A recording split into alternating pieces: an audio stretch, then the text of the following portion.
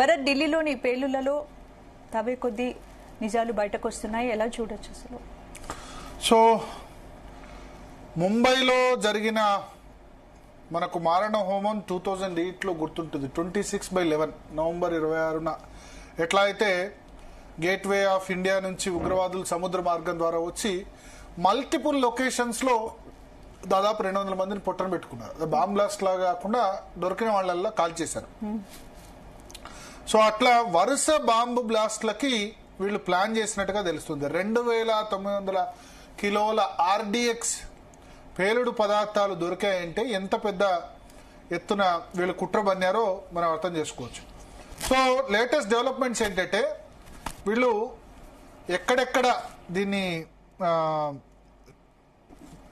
వీళ్ళు చర్యలు తీసుకున్నారు అంటే ఎక్కడెక్కడ బాంబ్ బ్లాస్ట్ల కోసం ప్రయత్నం చేశారన్నది ఇప్పుడు బయటకు వస్తుంది. ఒకటి రెడ్ ఫోర్ట్ ఎదురుగానే గౌరీశంకర్ టెంపుల్, తర్వాత పలు రైల్వే స్టేషన్లు, malls, India gate, constitution club అని ఉంటుంది. మెంబర్ ఆఫ్ పార్లమెంట్స్ అందరూ కూడా పార్లమెంట్కి అత్యంత సమీపంలో ఉంటుంది కాన్స్టిట్యూషన్ క్లబ్.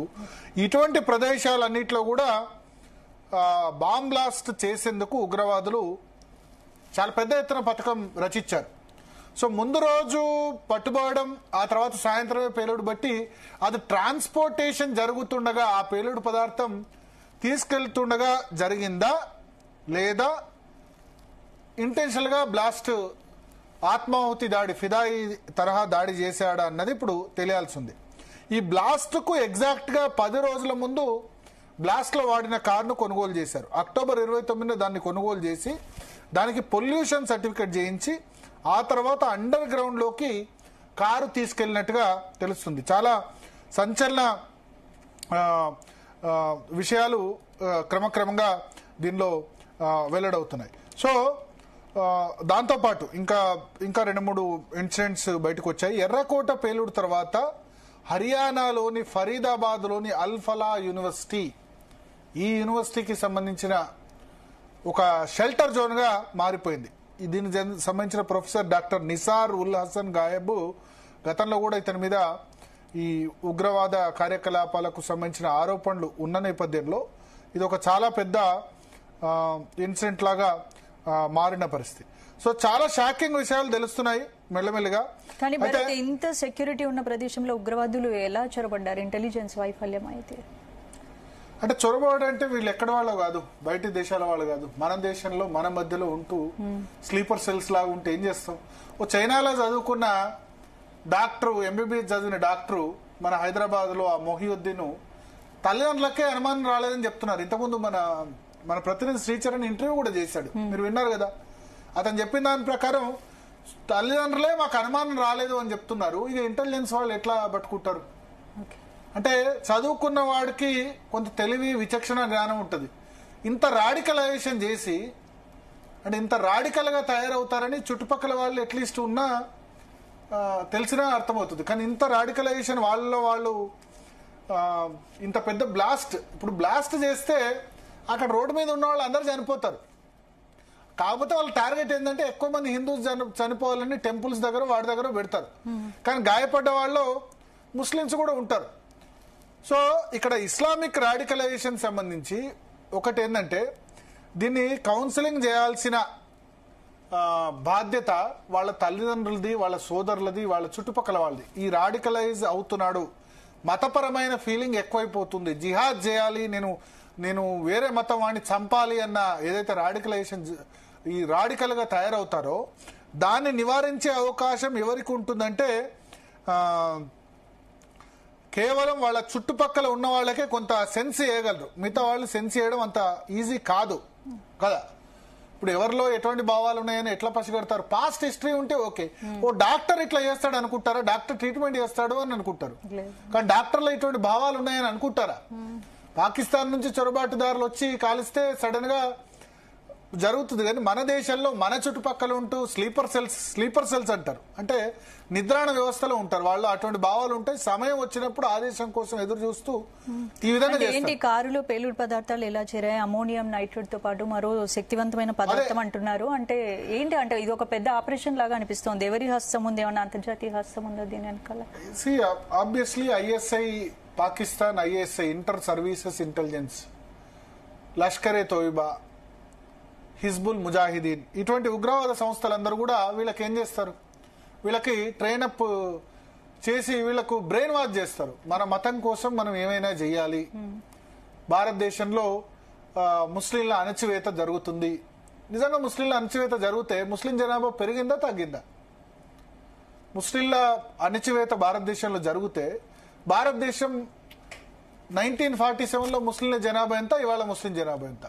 బంగ్లాదేశ్ లో పాకిస్తాన్ లో హిందూ జనాభా 1947లో ఎంత, ఇప్పుడు ఎంత?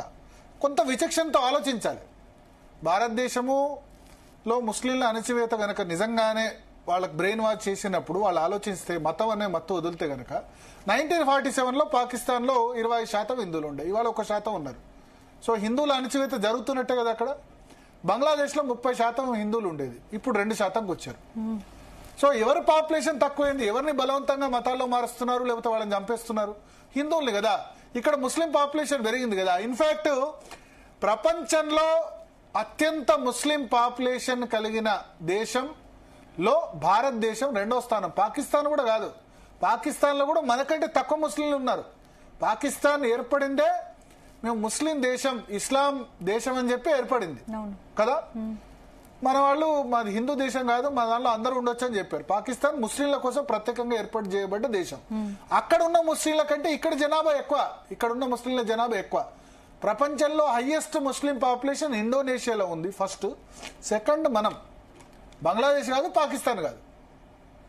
సో ఆ రాడికల్ గా ఈ విధంగా మతపరమైన చెప్పినప్పుడు ఈ చుట్టుపక్కల వాళ్ళు ఉన్న స్కాలర్స్ కానీ, వాళ్ళ తల్లిదండ్రులు, వాళ్ళ చుట్టాలో, వాళ్ళ బంధువులు వాళ్ళు చెప్పాలి. ఎందుకంటే ఇస్లాంలో ఉన్న వాళ్ళందరూ చెడ్డవాళ్ళని చెప్పలేం, దానిలో కూడా మంచి వాళ్ళు ఉన్నారు. వాళ్ళ మతపరమైన వాళ్ళ విశ్వాసాలు ఉండొచ్చు, కానీ వేరే మతవాడిని చంపుతామంటే అడ్డుకునే వాళ్ళు ఉంటే గనక వాళ్ళు ఏం చెప్పాలంటే, మన మీద అణచివేత జరగట్లేదు, మీరు చుట్టుపక్కల చూడండి 56 ముస్లిం కంట్రీస్ ఉన్నాయి ప్రపంచంలో, ఇస్లాం కంట్రీస్ ఉన్నాయి. భారతదేశం ఒక్కటి కూడా హిందూ దేశాలన్నీ ఎన్ని లేవు. నేపాల్ ఉంటే అది కూడా పోయింది. భారతదేశం కూడా హిందూ దేశం కాదు కదా. హిందువులు మెజారిటీగా ఉన్న దేశం, హిందూ దేశం కాదు. హిందువులు మెజారిటీగా ఉన్న దేశాలు 2 ఉన్నాయి, భారతదేశం, నేపాల్, అంతే కదా. సో ఈ రాడికల్ గా వ్యవహరిస్తున్న ముస్లింలకు చెప్పాల్సింది చుట్టుపక్కల ఉన్న ముస్లింసే. వాళ్ళలో కొంచెం అతి భావాలు కనిపించినా వాళ్ళని చేయాలి. ఏ ఇంటెలిజెన్స్ ఏం చేయలేదు. నువ్వు స్లీపర్ సెల్స్ అంటేనే నిద్రాణ వ్యవస్థలో ఉంటారు, మన చుట్టుపక్కల ఉన్నట్టే ఉంటారు. వాళ్ళ ఇంత అతివాద భావాలు ఉంటాయని మనం ఊహించలేం. ఓ డాక్టర్ ప్రాక్టీస్ చేసిన వ్యక్తి, ఓ చైనాలో ఎంబీబీఎస్ చేసిన, వీళ్ళంతా కూడా డాక్టర్లు, హైలీ ఎడ్యుకేటెడ్. పోనీ చదువుకోలేదు, డబ్బుల కోసం చేస్తున్నారు, ఏదో ఫండింగ్ ఇచ్చి చేస్తున్నారు అంటే అది కాదు. సో ఇంత హైలీ ఎడ్యుకేటెడ్ దానిలో ఇంత రాడికల్ గా విచక్షణ రహితంగా నేను బాంబ్ బ్లాస్ట్ చేసి దొరికిన వాడినల్లా చంపేస్తాను, వాడు ఎవడో. ఇప్పుడు చనిపోయిన 24 మంది చనిపోయినారు. 24 మందిలో పాపం వాళ్ళు ఏమైనా తప్పు చేశారా? ఎందుకు నువ్వు భారతదేశంలో అస్థిరత సృష్టించాలి, హిందువులు చంపాలన్న ఉద్దేశంతో, కాకపోతే ఇంకేంది? ఇది మత్తు కాదండి. సో ఇస్లామోఫోబియా అనేది ఒకటి ఉంటుంది.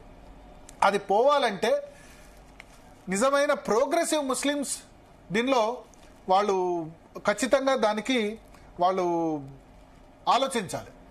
ఆలోచించి వాళ్ళకి కౌన్సిల్ చేయాల్సిన అవసరం ఉంది. సో మాట్లాడదాం దీంతో మనతో పాటు